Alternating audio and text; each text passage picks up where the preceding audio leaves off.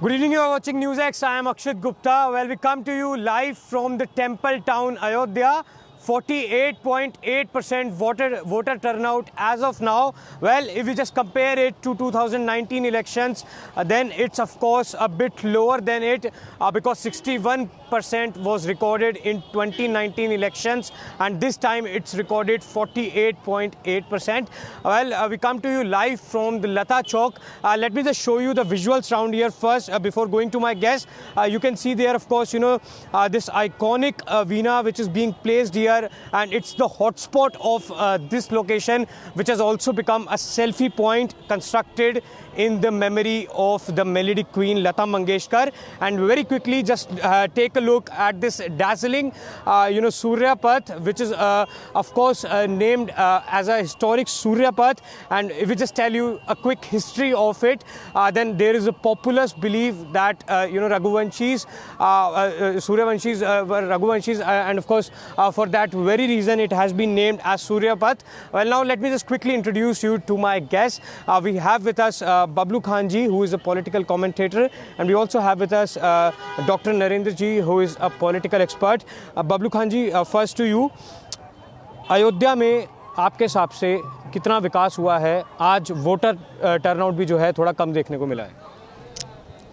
आज़ादी के बाद से अयोध्या में जो विकास हुआ है, आज़ादी के बाद से अब विकास हुआ है। नरेंद्र भाई मोदी जी की सरकार बनी, श्री राम जन्मभूमि मंदिर निर्माण का फैसला आया, योगी आदित्यनाथ जी के नेतृत्व में उत्तर प्रदेश की सरकार चल रही है, और आज़ादी के बाद से जो विकास हम लोगों ने अब देखा है, ये कभी नहीं देखा था। हमारे बाप दादा भी बताया करते थे कि ऐसा विकास कभी नहीं हुआ जो अब हो रहा है। और मैं ये भी बता रहा हूँ, अयोध्या से जो विकास की गंगा बह रही है वो देश के उन तबके तक पहुँच रही है जो हमेशा योजनाओं से दूर थे। बहुत ही अच्छा विकास हो रहा है, और इस बार उम्मीद करता हूँ कि जनता विकास के लिए वोट भी करेगी। So of course he is saying that a lot of development is taking place in the temple town. Doctor Narendra ji, Bablu Khan ji ने बताया कि विकास जो है बहुत ज़्यादा हो रहा है। आप भी फैज़ाबाद में रहते हैं, सबसे पहले तो क्या आपने वोट डाल दिया है? जी, क्या वो उंगली दिखाएंगे? So of course, this is the indelible ink which leaves an indelible mark on the democracy which we are in. तो आपके हिसाब से यहाँ पर विकास कैसा है और क्या क्या मुद्दे हैं जिन पर सरकार को काम करना चाहिए? देखिए, इसमें कोई शंका नहीं है कि भाजपा सरकार ने अयोध्या का विकास किया है। विकास के साथ साथ ही किसी भी सिटी का डेवलपमेंट, प्रदेश का डेवलपमेंट बहुत आवश्यक होता है, लेकिन इन डेवलपमेंट के साथ साथ कुछ लोकल स्थानीय मुद्दे होते हैं जिस पर अगर पार्टियां या सरकार काम नहीं कर रही हैं। जैसा कि अभी आपने कहा कि 5 बजे तक 48.8% मतदान हुआ है। मतदाताओं का ये मतदान केंद्र से दूरी क्यों है? ना तो सरकार ना विपक्षी पार्टियां जनता के मुद्दों से, जनता के जो अपनी ज़रूरतें हैं उन मुद्दों से दूर होते जा रहे हैं, इसलिए मतदान केंद्रों पर मतदाताओं की लाइनें नहीं दिख रही हैं। सरकार को, किसी भी पार्टी को ये सोचना पड़ेगा कि मतदाता कैसे हम बूथ पे लाएं। मतदाता को बूथ पे लाने के लिए उनके मुद्दों को, उनके स्थानीय मुद्दों को, उनकी ज़रूरत के मुद्दों को हमें पहले ध्यान में रखना होगा। इसमें कोई शंका नहीं है कि भाजपा सरकार ने अयोध्या को अयोध्या बना दिया है। यहाँ की सड़कें, व्यावसायिक प्रतिष्ठान और बहुत से विकास हुए हैं, लेकिन अयोध्या की गणित को भी आप समझने का प्रयास कीजिए। यहाँ पर 18% ब्राह्मण हैं, 16% ठाकुर हैं, 22% दलित हैं, 16% के लगभग मुसलमान हैं, 13 से 14% लगभग बैकवर्ड वोट हैं। अगर इसमें देखा जाए तो आज भी इंडिया गठबंधन के जो प्रत्याशी अवधेश प्रसाद जी लड़ रहे हैं, दलित वोट बसपा के सच्चिदानंद पांडे जी यहाँ पर डमी कैंडिडेट के रूप में उभरे हैं, जिससे कि दलित वोट बैंक भी इस चुनाव में समाजवादी पार्टी के प्रत्याशी के पक्ष में घूमता हुआ नजर आ रहा है। अगर बैकवर्ड वोट और मुस्लिम वोट घूम पड़े तो चुनाव का रिजल्ट भी बदला जा सकता है, क्योंकि वोट परसेंटेज हमेशा जब भी कम हुआ है तो भाजपा को ही नुकसान हुआ है। आपने परसेंटेज की बात उठाई, बबलू जी इन्होंने बोला कि वोटर टर्नआउट जो है वो कहीं ना कहीं कम रहा है, और बिल्कुल देखिए हमने भी आंकड़ों में देखा कि वोटर टर्नआउट 2019 से कम रहा है। तो इसका आप क्या मुख्य कारण समझते हैं? क्योंकि कहीं ना कहीं कई एक्सपर्ट्स का ये मानना है कि ये लोगों को जो है सरकार से दूर लेके जाता है। नहीं, ऐसा नहीं है, सरकार से दूर लोग नहीं जाएंगे। ये गर्मी का मौसम है, आप खड़ी दोपहरिया में देखे होंगे, तभी भी वोटर निकल करके वोट डाल रहे थे। और इतनी टाइम अभी मैं आपके चैनल पे जब मैं आ रहा था मैंने देखा है जो सुबह भीड़ रहता था वैसे भीड़ अभी भी है।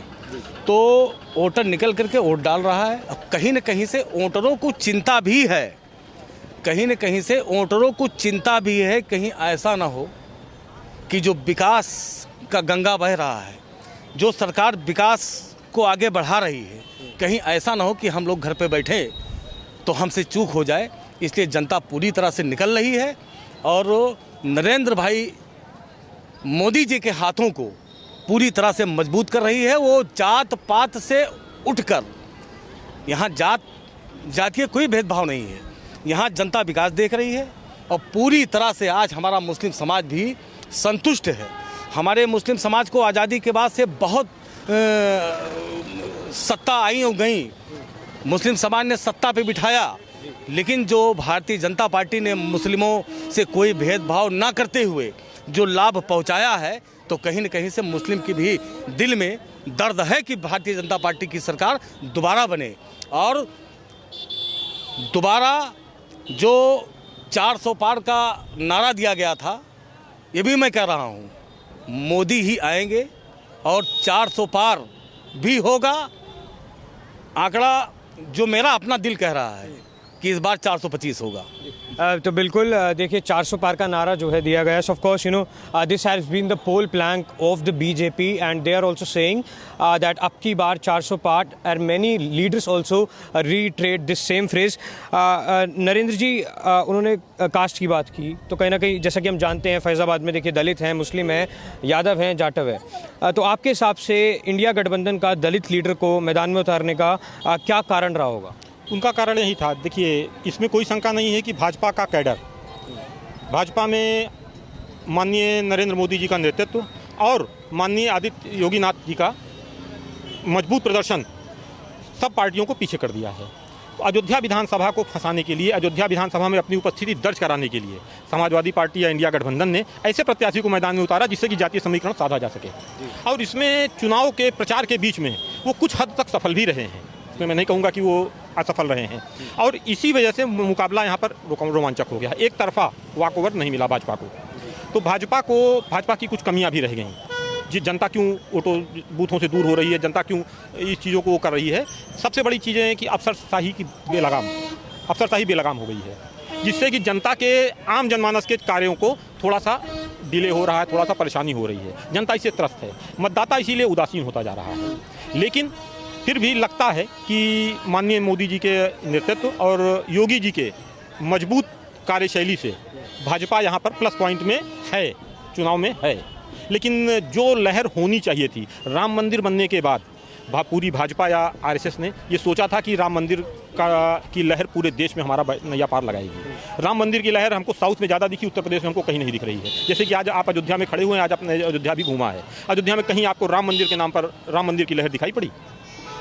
जो स्थानीय I will come on this point. Of course, he's saying that the wave of the Ram temple seems to be ebbing. Bablu ji, इनका कहना है कि कहीं ना कहीं जो लहर है वो ख़त्म होती दिख रही है, खासतौर पर राम मंदिर की, क्योंकि जब हम जनवरी में आए थे तो एक अलग ही माहौल था और अभी इनका कहना है कि एक अलग माहौल है। तो उस पर आप क्या कहेंगे? मैं कहना चाहता हूँ, जनता ये कह रही है और बहुत उत्साहित होकर कह रही है, जो राम का नहीं वो किसी काम का नहीं। 4 जून को इसका रिजल्ट आएगा। मैं आपको कह रहा हूँ, भाई साहब को भी मैं विश्वास दिलाता हूँ, भारतीय जनता पार्टी के जो वोटर हैं वो चिल्ला नहीं रहे हैं, वो बोल नहीं रहे हैं।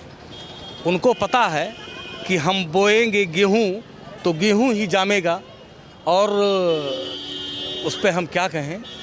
4 जून आने दीजिए, ये रिजल्ट सामने आ जाएगा। इनविटेशन पर राजनीति भी बहुत हुई थी जब विपक्ष को जो है इनवाइट भेजा गया था। देखिए, इसीलिए तो मैं कह रहा हूँ, जनता वही कह रही है। मैं कह रहा हूँ, यादव कह रहा है, दलित कह रहा है, जो राम का नहीं वो किसी काम का नहीं। अब आप समझ गए होंगे और जनता भी समझ रही है, देश भी समझ रहा है। नरेंद्र जी, इन्होंने कहा जो राम का नहीं वो किसी का नहीं। तो देखिए 2019 से लेकर अभी तक अगर हम विकास की बात करें तो आप उसको किस तरीके से समझते हैं?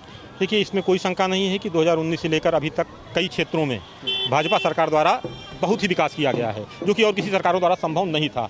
आप चाहे सड़क मार्गों को ले लीजिए, चाहे औद्योगिक विकास को ले लीजिए, बहुत से डिस्ट्रिक्ट या जनपदों को डेवलप करने का जो कार्य भाजपा सरकार ने किया है, निसंदेह वो काबिले तारीफ है। यही एक वजह है जो भाजपा आज भी उत्तर प्रदेश में नंबर 1 दिखाई पड़ रही है। आज भी भाजपा को, जैसे कि कहा जाता है कि 60 से 65 सीट आ रही है, भाजपा के नेता तो दावा कर रहे हैं कि 80 सीट आएगी, 70 सीट आएगी, लेकिन जो आकलन आ रहा है कि 60 सीट पहुंच सकती है, 55 सीट पहुंच सकती है भाजपा। तो इन्हीं कारणों से योगी आदित्यनाथ ने एक जो स्वच्छ प्रशासन दिया है, जो माफियाओं को ध्वस्त कर दिया है। अब आप यूपी में भी, आप भी कहीं कुछ जनपद ऐसे थे यूपी में जहां रात में निकलते थे तो डर लगता था कि इस रोड से हम इस शहर को क्रॉस कर रहे हैं, कहीं हमारे साथ कोई ऐसी अप्रिय घटना ना हो जाए। आज उन डरों से हम भयमुक्त हो गए हैं। तो भाजपा की योगी सरकार ने ऐसा काम किया है, निसंदेह ऐसा काम किया है, जिससे जनता के मन में सरकार के प्रति विश्वास बढ़ा है। Yes, of course, they are saying that people are now believing more, the BJP government, of course. And when we talk about Ayodhya, this temple town, that many also believe that it has been put on the world map as the spiritual capital of India. So, let's quickly have a quick fire round with, 2 or 3 common man as to what they think of the development in Ayodhya.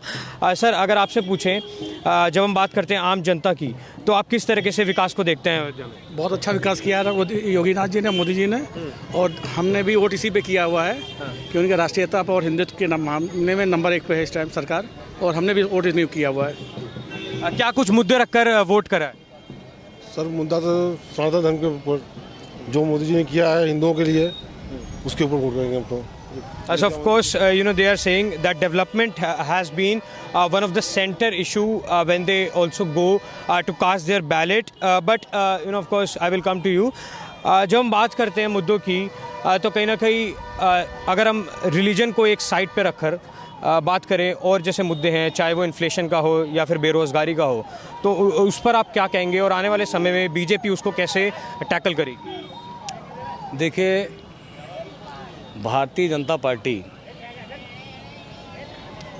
वो सभी जातियों को अपने परिवार की एक हिस्सा, सभी परिवार के लोगों को अपना एक पारिवारिक हिस्सा मान रही है। तो मैं आपको कहना चाहता हूँ, अभी हमारे बुजुर्ग नौजवान बच्चों से कहते हैं, हमारी माताएं जो बुजुर्ग हो चुकी हैं वो अपने नौजवान बच्चों से कहती हैं कि बहुत सरकार हम लोगों ने देखा कि जो कागज़ में काम होता था, कहीं बेटवा हमारे सब सिर्फ कागजें में और सरकार के काम देखें, लेकिन अगर हकीकत में काम देखें तो भाजपा सरकार में देखें। तो हमारा कहने का मतलब ये है कि जब भारतीय जनता पार्टी पूरी तरह से विकास कर रही है, जनता को अपने परिवार का एक हिस्सा समझ रही है, तो क्या जनता को शौक लगा हुआ है टेस्ट बदलने के लिए? पूरी तरह से जनता संतुष्ट है। 4 जून को इसका रिजल्ट आप सभी को देखने को मिलेगा। और बाकी पार्टियां जो हैं मुद्दा लेकर चल रही, कौन सा मुद्दा है बताइए? भारतीय जनता पार्टी ने विकास किया है, कोई मुद्दा छोड़ा ही नहीं है। जो उन लोगों ने झूठ बोल करके सत्ता हासिल किया था, भारतीय जनता पार्टी ने उसको पूरा किया है। उन्होंने झूठ बोल करके सत्ता हासिल किया, 5 साल दिखाई नहीं पड़े, वही भारतीय जनता पार्टी पूरा अपना तो जो वादा किया वो तो पूरा ही किया, लेकिन उन्होंने जो वादा किया था वो भी भारतीय जनता पार्टी पूरा कर रही है। इसलिए देश की जनता भारतीय जनता पार्टी के साथ है। So of course, they are saying that the earlier governments didn't work for the development and now the BJP has actually worked for the development. मैं आपसे पूछूंगा क्योंकि कई लोग इस बात को उठाते हैं कि बेरोज़गारी जो है बहुत ज़्यादा है, कहीं ना कहीं महंगाई है। तो आप फैज़ाबाद में रहते हैं, पॉलिटिकल एक्सपर्ट हैं, आपका इस पर क्या आंकलन है कि क्या बेरोज़गारी ज़्यादा है, क्या महंगाई ज़्यादा है? देखिए, इसमें कोई शंका नहीं है कि जब से भाजपा की सरकार आई है तो बेरोज़गारी में भी बढ़ोतरी हुई है और महंगाई भी बढ़ी हुई है। लेकिन जनता असमंजस की स्थिति में है, क्योंकि यहाँ पर विपक्ष एकदम डाउन पड़ा हुआ है, सुसुप्त अवस्था में पड़ा हुआ है। ये चुनाव जो लोकसभा का चुनाव हो रहा है, इसमें विपक्ष चुनाव नहीं लड़ रहा है, आम जनता चुनाव लड़ रही है। उसी का फ़ायदा भाजपा को मिल रहा है। कानून व्यवस्था में योगी जी द्वारा जो सुधार किया गया है उसका असर नज़र आ रहा है चुनाव में। मुस्लिम महिलाएं ये कहती हैं कि पहले जब दंगा होता था तो हमारे घर के बच्चे उठा लिए जाते थे और हम परेशान होते थे। आज कम से कम दंगा नहीं हो रहा है और हमारे बच्चे सुरक्षित हैं। तो मुस्लिम वर्ग असमंजस में है, वोट किसी को दे, वोट किसी को भी दे, लेकिन वो इस काम के लिए, इस प्रकार की कानून व्यवस्था के लिए सरकार को अप्रिशिएट कर रही है। कि सरकार जो है अच्छा काम कर रही है। तो कुछ काम सरकार के ऐसे हैं, जैसे राष्ट्रीय मुद्दे पर सरकार जो जनता असमंजस की स्थिति में है कि बेरोजगारी बढ़ी है या वो बढ़ा है, तो उनको कहना है कि अगर राष्ट्र हमारा सुरक्षित रहेगा तो हम बेरोजगारी और ये सारे मुद्दे तो हमारे आपसी हैं, इसको हम बाद में भी देख सकते हैं। तो भाजपा को इस चीज़ का लाभ मिलता हुआ दिखाई पड़ रहा है, इसमें कोई शंका नहीं है। तो और भी मुद्दे हैं। विपक्ष ने पिछले 1-2 सालों से विपक्ष के जितने भी नेता हैं, राहुल गांधी को ले लीजिए या तेज प्रताप यादव जी को ले लीजिए या केजरीवाल जी को ले लीजिए, थोड़ा सा सक्रिय इन्हीं लोग दिखाई पड़ रहे हैं। इसके अलावा सब लोग ट्विटर के नेता हो गए हैं। कहीं पर कोई घटनाएं होंगी तो उसको ट्वीट करके उन्होंने अपनी नीति ठीक कर ली है, जिससे जनता इनसे दूर होती चली जा रही है। और विपक्ष इस चीज़ को अभी भी समझ नहीं पा रहा है। अगर विपक्ष अपना विपक्षी धर्म निभाना शुरू कर दे तो जनता का जुड़ाव अपने आप हो जाएगा और भाजपा के लिए दिक्कतें पैदा हो जाएंगी। सर, एक सवाल जो कि कहीं ना कहीं बहुत लोगों के जहन में भी है, क्या प्रधानमंत्री मोदी ने जिस तरह से धर्म और राजनीति को एक साथ रखा है, क्या वो ऐसे रखा है कि आज तक कोई नेता नहीं रख पाया? नरेंद्र मोदी जी का कोई तोड़ ही नहीं है। उनके बारे में जितना तारीफ किया जाए वो कम है। इस बार 425 प्रत्याशियों की, पर कई लोग पूछते हैं 400 पार क्यों? मैं बता रहा हूँ, यही 2024 में 425 अन्य दलों के प्रत्याशियों की जमानत जब्त करके उनको गिफ्ट देगा जनता। ये जनता ने मन बनाया है। 425 जो प्रत्याशी हैं और दलों के, उनकी जमानतें जब्त हो जाएगी। इसको लिख लीजिएगा और 4 जून को आकर के इसी अयोध्या मुझसे मिलिएगा और मुझसे बात करिएगा। और 400 पार क्यों? 400 पार क्यों? जनता चाह रही 400 पार हो। जनता किसी और को चाह ही नहीं रही है, तो वोट किसको देने जाएगी? जब जनता वोट भारतीय जनता पार्टी को देगी तो 400 क्या हो सकता है, विपक्ष ही ना बचे। विपक्ष बोलता है कि 400 पार हुआ तो संविधान बदल जाएगा। देखिए, ऐसा कुछ नहीं है, ऐसा कुछ नहीं है। लोगों ने ये एक हवा बना रखा है और ये हवा भी उनका निकल चुका है। जो लोगों ने हवा बनाया था वो हवा निकल चुका है। जनता तो चाहती है कि 543 सीट हमको मिल जाए। तो अगर 543 मिल गया तो कहेंगे ईवीएम हैक, कहेंगे ईवीएम हैक।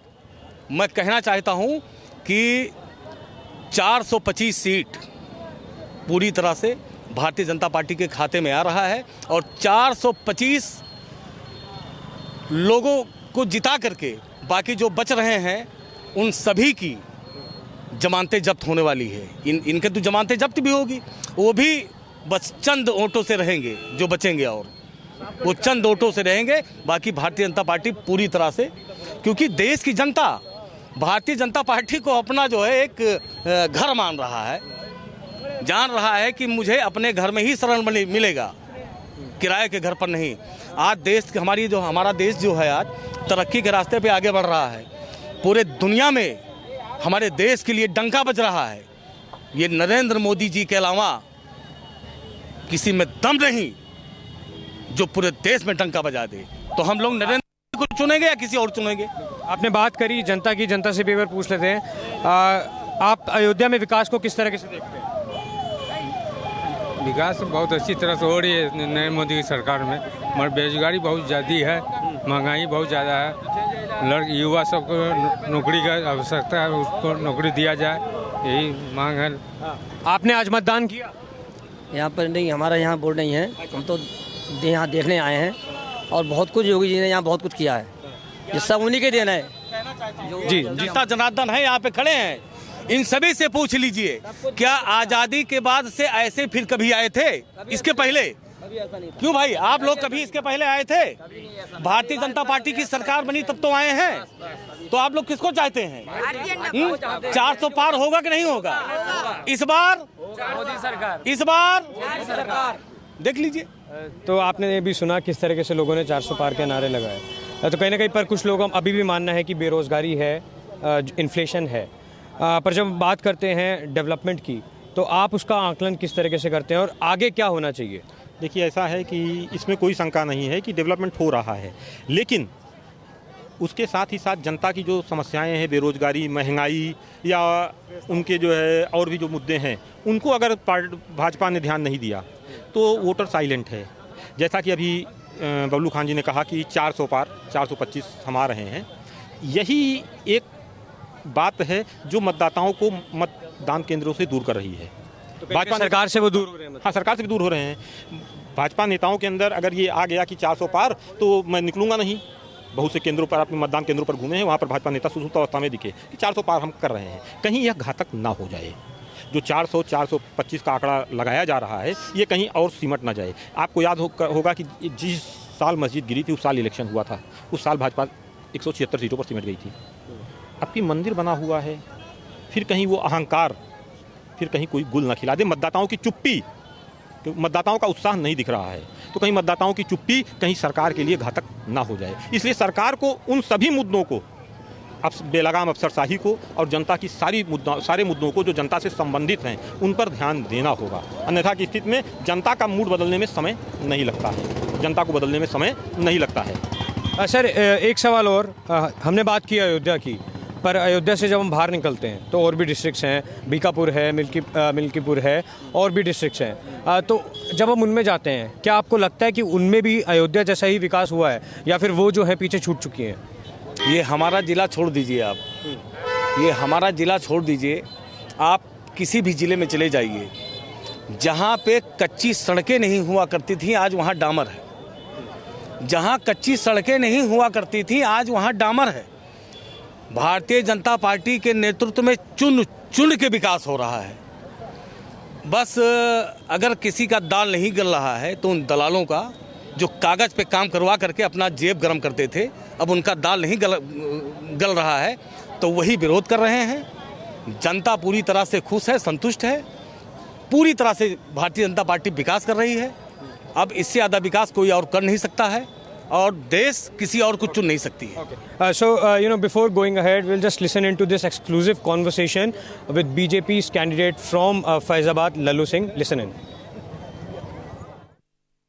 सर ये बताइए, क्या कुछ मुद्दे हैं जो इस बार रहने वाले हैं और क्या किन चीज़ों पर आपका फोकस रहेगा?